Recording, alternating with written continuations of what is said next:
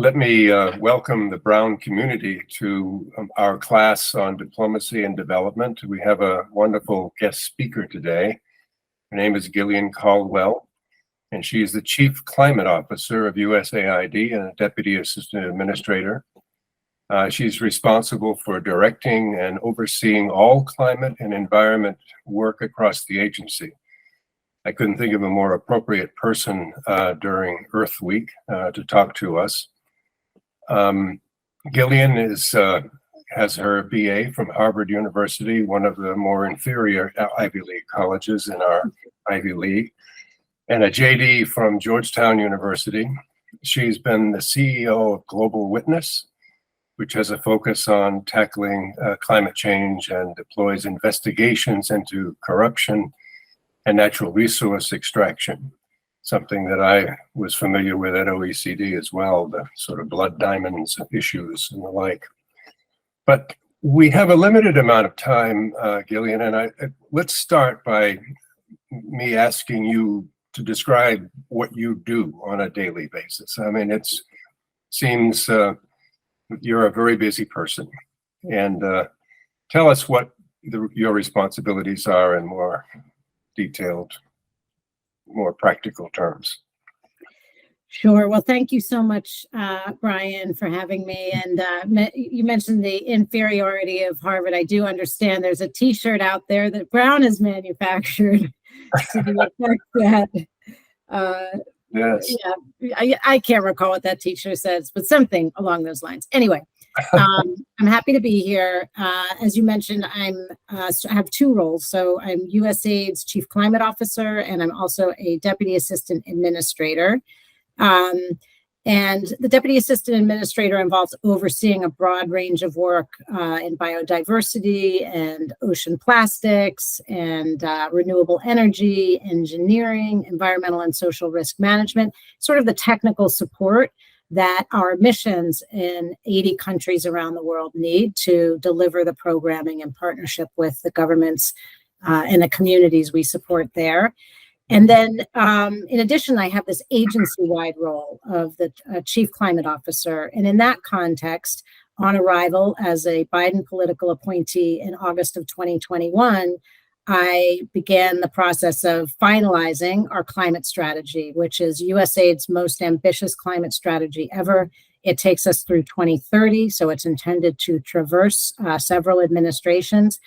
And it sets high-level targets for achievement in mitigation and adaptation and catalyzing climate finance and a broad range of other terrains, which I can explain in more detail. But the idea is we're advancing a whole of agency effort to tackle the climate crisis. And that means that every mission bureau and operating unit is being asked to clarify how they will contribute to those six outcomes, which we hope to generate by 2030.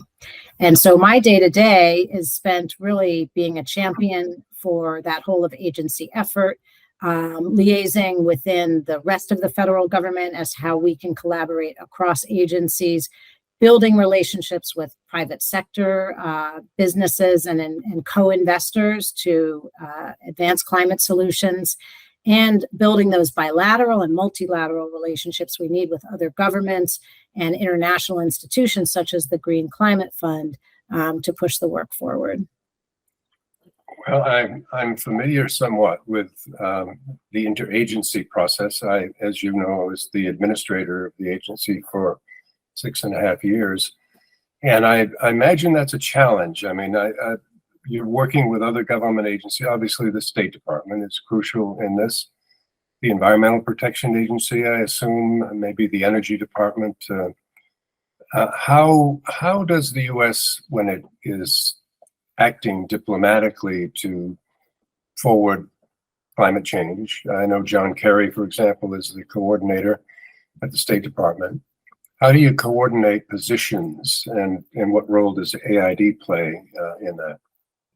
Sure. So, yes, you mentioned former Senator Kerry. He is what's called the Special Envoy for Climate, affectionately known as Spec Kerry. So he is President Biden's lead champion for tackling the climate crisis worldwide. And he's indefatigable, roving the terrain globally to really try to urge greater ambition for countries under the Paris Agreement in terms of their targets for mitigation and adaptation. We know, according to the IPCC, the Intergovernmental Panel on Climate Change, that even if all countries in the world did what they said they were going to do under those nationally determined contributions, or NDCs, we would still overshoot the critical threshold of 1.5 degrees Celsius global warming. So Kerry leads the diplomatic agenda, as the State Department does more broadly when it comes to the climate crisis, the negotiations under the UNFCCC. Everybody hears about the COP, or the Conference of the Parties, that we have each year.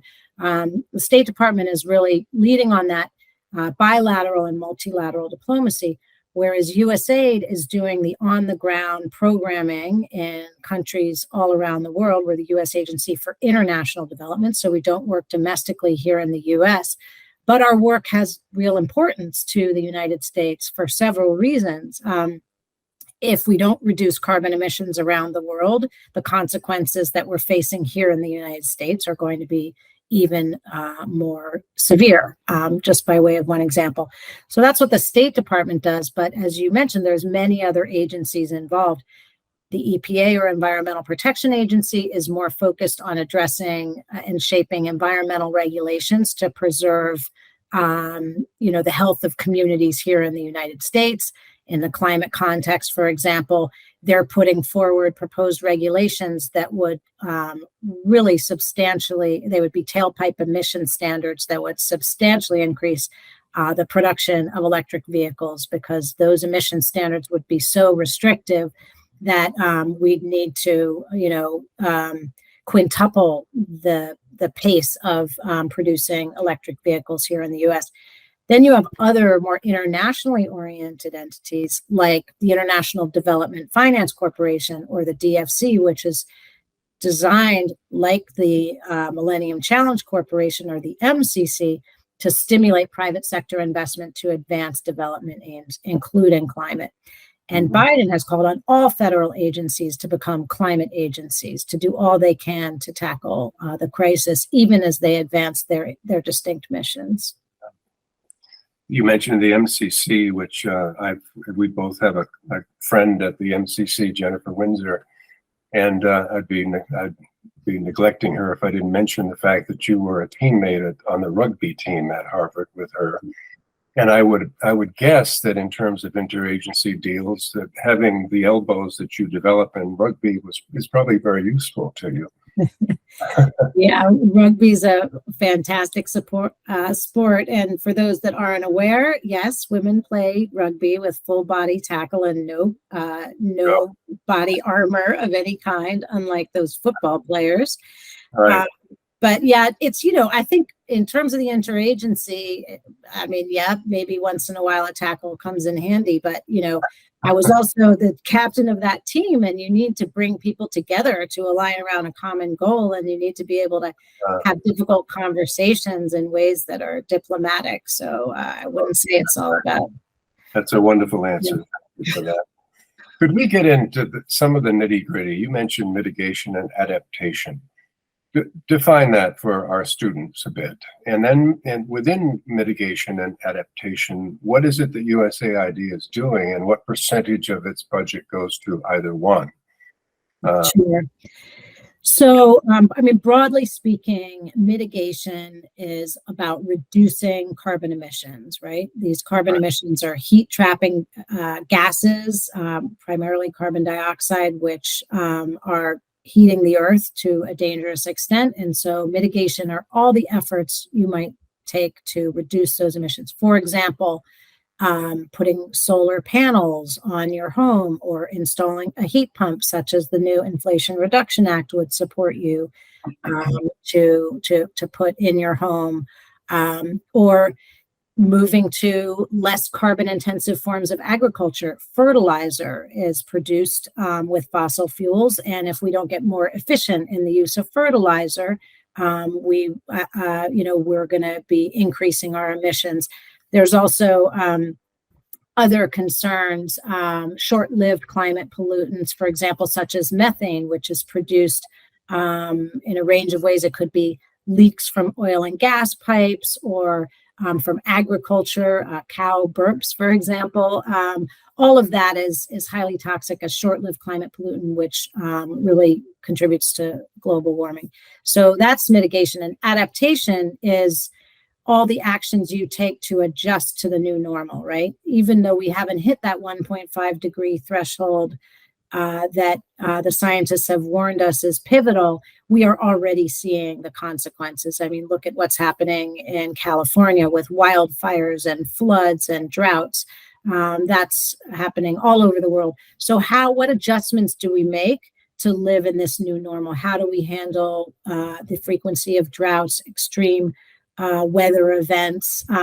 Something like, for example, an early warning system to give people in the countries where we work advance notice of a cyclone or a typhoon or an earthquake would fit into the category of the kinds of things you need to be doing, as would adapting your agricultural practices, using more drought-tolerant seeds because of the incidence of drought. So it's either reduce the emissions or adapt to the change in climate and temperature. Now, it's not such a neat distinction in practice. There are a lot of efforts that you might make to reduce emissions that likewise assist with adaptation. So say, for example, carbon critical landscapes like the rainforest, the Congo rainforest or the Amazon rainforest, preserving those very diverse terrains will help keep the forest standing. Those are the lungs of the planet. That's critical in terms of mitigation, but it will also have adaptation benefits because if we leave that terrain undisturbed, for example, it will be better at retaining water, which will in turn enable people to, continue feeding their families and growing their crops, even in the midst of these changing weather patterns. The developing world has become quite persistent in the COP meetings, in the last two COP meetings at least, and pursuing this commitment that the Western countries give $100 billion a year for both adaptation and mitigation. Tell me what is the U.S. contribution to that? And I guess the more important question is, I know that nowadays when people design projects within USAID, no matter what field, whether it's the environment or education or infrastructure, housing or whatever, that you have to sort of build in a climate change factor. In other words, you're spending more money on these projects because of that. But how then do you attribute what you're spending on these projects against the commitment that is being made for $100 billion? I don't know if that is clear or not. Yeah.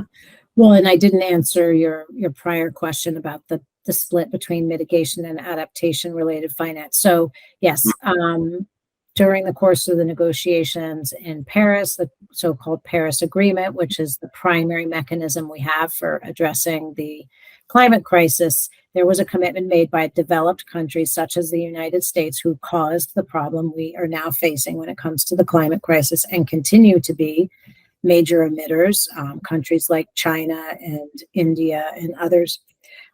There was a commitment made by developed countries such as US and Western Europe to contribute $100 billion per year towards the costs and consequences of the crisis, both mitigation and adaptation. Now, that's a drop in the bucket in the scheme of things, and yet we have still not made good on that promise. There's lots of reasons why. I mean, there's been a lot of pressure on public budgets. There's been Russia's unprovoked war in Ukraine, which has caused a widespread global food crisis that we are trying to respond to. With climate and the associated events, there's increasing extreme weather, such as the flooding we just saw in Pakistan with an eighth of the country underwater. We're needing to respond to that. So the demands, the COVID pandemic, the demands on public sector budgets are very, very substantial, and you don't always have, the sort of the legislative support you need to invest all we would hope in these climate solutions. And yet it's a promise that hasn't been fulfilled. And there's also a growing pressure to get to a 50-50 split from the developing countries who are saying, we didn't cause this problem, and we shouldn't be expected to slow our own development and our economic opportunity in order to tackle the problem. In other words, we shouldn't have to mitigate our emissions to the same extent that you do, because you're the ones that have created this problem. You're the ones who've put most of that carbon dioxide up in the air. So this has also led to a demand from developing countries for loss and damage, so-called loss and damage, which is funding to address the long-term consequences, not just the near-term problems associated with a single extreme weather event, but the long-term economic consequences of this crisis. When, for example, an entire agricultural industry is going out of business due to persistent drought, for example. As for this question of what counts towards the 100 billion, or frankly, President Biden's commitment made at the UN General Assembly several years ago, which was to deliver 11 billion in climate finance per year beginning in 2024, what counts is public finance to address mitigation and adaptation. What doesn't count is private finance catalyzed by that public finance. So when I say that one of the goals of USAID's climate strategy is to catalyze $150 billion in public and private finance by 2030 through the use of concessional finance to sort of de-risk the investments for the private sector, through the development of investable projects for the sector, through shaping the enabling environment in terms of policies and regulatory reforms to invite private sector investment. The money we catalyze through all of those means that the private sector brings to the table isn't counting towards that 11 billion. The 11 billion is focused on the public sector commitments the governments are making. Right, exactly. I'm very encouraged by what you say, and I hope that we can have public-private partnerships that actually do contribute. And I suppose the new DFC is designed for that purpose. We talk about emissions. Obviously, the greenhouse gas emissions are the biggest part of the problem, but there's also the issue of what are called sequestration sinks, meaning the Amazon, the forests of the world. When I was administrator, we talked about losing forests to the extent of the size of France every year, and that's obviously continued and accelerated. Tell us a little bit about the kinds of projects that AID is carrying out with respect to trying to preserve tropical forests, for example, the Amazon or others in Africa, et cetera. Yeah, so there's a lot of work that we do to protect forests, and it's also important to note that, and I didn't know this, in fact, when I first started this role, that mangroves and seagrasses, for example, contain even more carbon sequestration capability than forests. But forests are critically important because not only do they take carbon dioxide out of the atmosphere and put oxygen into it, but cutting down forests releases more carbon dioxide into the atmosphere. So you lose the sequestration capability and you increase emissions, not least of which because you're using a bunch of machinery to bring those forests down and to transport them to wherever you're selling the products. So there's lots of examples of work we would do. One example is work you would do to give local communities incentives and to build a kind of bioeconomy so that there's other ways to support themselves than to cut down the forest for wood or charcoal. And there's, so-called payment for ecosystem services, or even carbon credits, which are controversial, but involve the sale of a ton of carbon, of either carbon taken out of the atmosphere or carbon emissions avoided. So if you're avoiding deforestation of a forest that was genuinely at risk, you can sell that credit on the market. So there's various ways to incentivize keeping the forest standing and making sure communities are, get the resources, the financial resources they need to sustain their livelihoods without cutting forests down.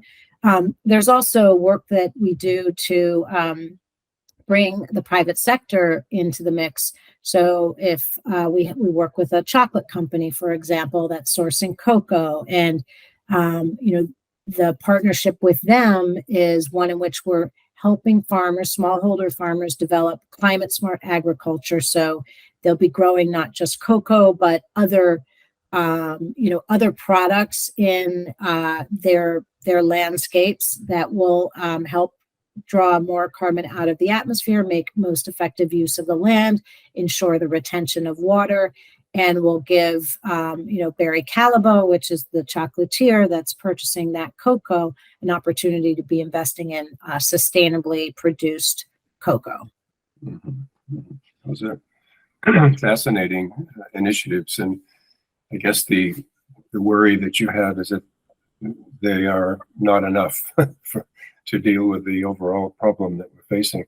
There's an article I think I mentioned to you in our earlier communications in Harper's Magazine that says basically the journalists have sort of become more calm about all of this. There isn't, they basically are influenced by ideas that maybe there's technology coming along that will remove carbon from the atmosphere, and therefore we don't have to worry about the climate change problem any longer.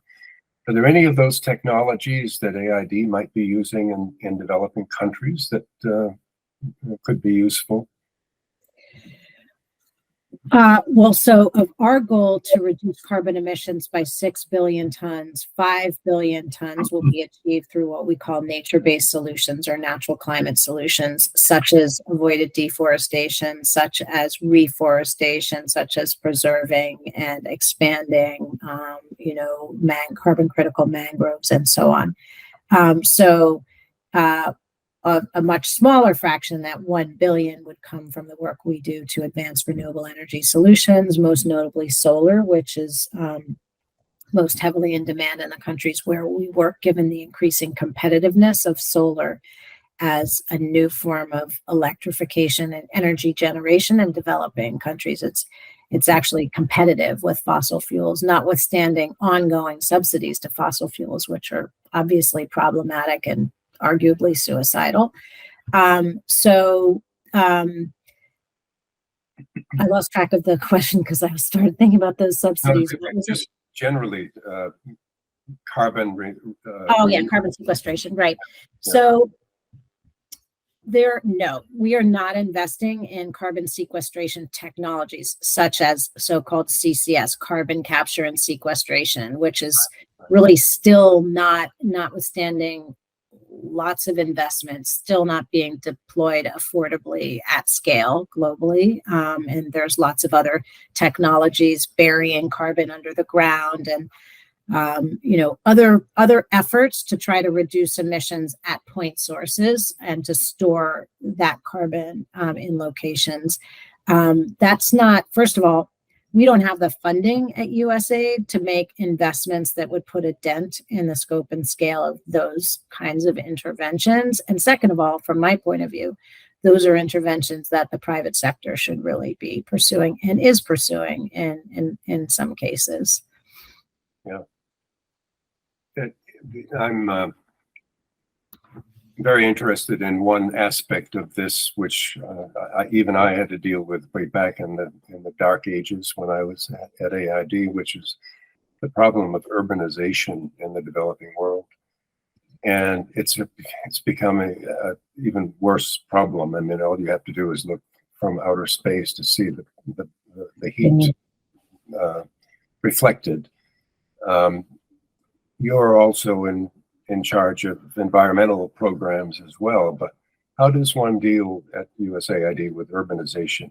I have to say this, I lived in Africa, in Abidjan, back in the 60s, showing my age a bit here, but it was a town, the city of Abidjan was 400,000 people. It's now maybe 4 million, maybe more than that at this point. And it overwhelms the infrastructure of a city. Yeah. How does AID deal with that? Do you have the resources to deal with those Yeah. kinds of issues? So it's an interesting and really important question because urbanization is increasing pace, and over time more and more people are moving into cities, and associated sprawl is expanding. We're seeing fewer and fewer people living in rural areas, or being able to do so affordably. The development paradigm is really, I think, just sort of intellectually and visually oriented towards that rural experience, not the urban experience. And I think it is time for the development community to really take stock of this massive urbanization trend and figure out how we engage with that more closely. And in fact, USAID is growing an urban program that has some strong climate-related components. For example, we have the Save Our Seas initiative, which is our collaboration with Congress to tackle ocean pollution, specifically plastic pollution in the oceans. And we are targeting Asian countries that constitute 40% of global mismanaged plastic waste, to build the kind of capability to reduce, reuse, and recycle waste. Waste, of course, produces methane, which is this highly toxic pollutant, as I mentioned earlier.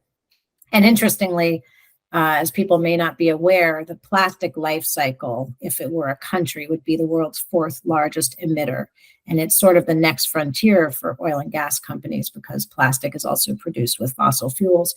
So that's one example. There's other work we're doing to advise on, low transportation options. There's urban planning interventions to reduce heat in cities. There's energy efficiency, which is not a place where we focused a lot of energy, but is frankly, one of the cheapest interventions and the quickest ways to reduce emissions. So there's so much more that can and should be done, honestly, on the urban front, and it's a place where we're really trying to grow our investments. Right. We have only about 5 minutes left, and I know you've got an important meeting on Capitol Hill, so I will be brief about this. I was involved in a task force for Refugees International on the impact of climate change on migration. And it seems to me that there's not enough attention paid to the fact that we are now 8 billion people on this earth, and that many people are moving because of the impact of climate related issues, including famines and the rest.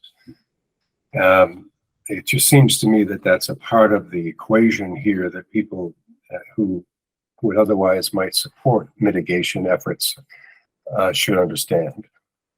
Yeah, I know you would agree with that, but maybe. Well, no, I think, there are just vast swaths of low-lying territory around the world, including in places like Miami in the United States, which are going to become uninhabitable, which will be underwater as sea levels rise, as glaciers melt, as extreme weather events, which are, typically have heavier impacts in coastal areas, increase.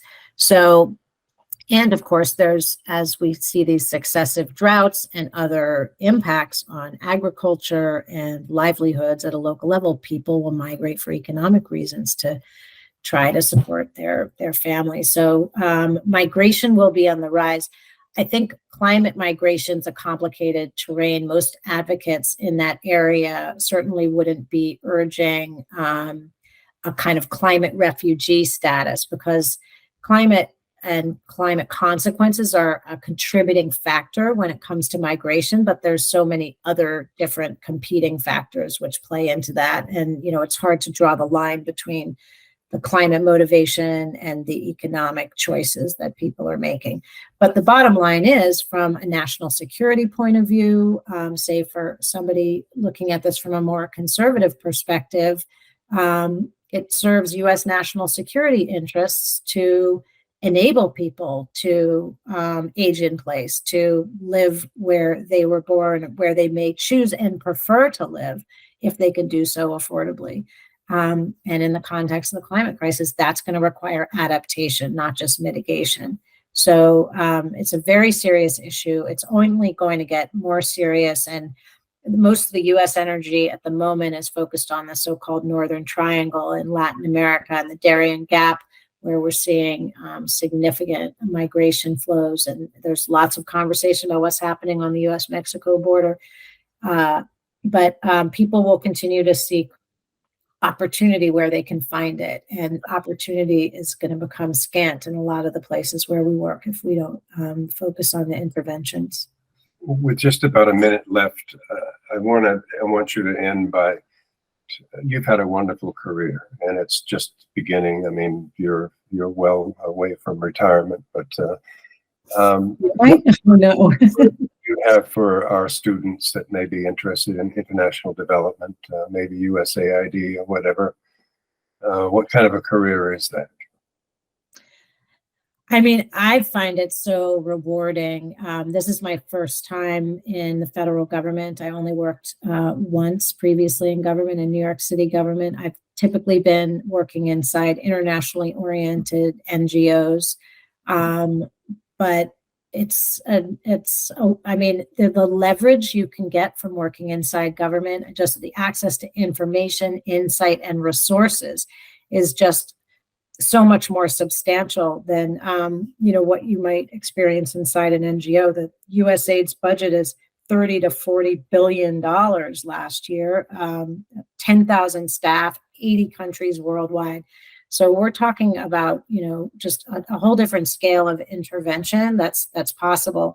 But I wouldn't minimize the value and the benefit of the work that takes place on the ground in nonprofit organizations as well. I mean, there's critical work to be done to ensure the transparency and accountability and advocacy required to push governments to do what's necessary, but what might not always be easy. So my advice is really to find work you love and keep doing it, and focus on where you can be the most impactful as you live your life, because that will really feed your soul.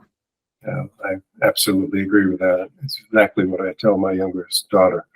But I think the other thing I would recommend is that people read Samantha Power's book, The Education of an Idealist, which I think is also gives you some idea of what it's like to come into government and be exposed to a lot of realities that you don't quite understand from the outside. But, or better yet, I read it in hard copy, but I think it would be even more fantastic as an audiobook, because she's read the audiobook and she's just very dynamic. So she is. Yeah. Speaker.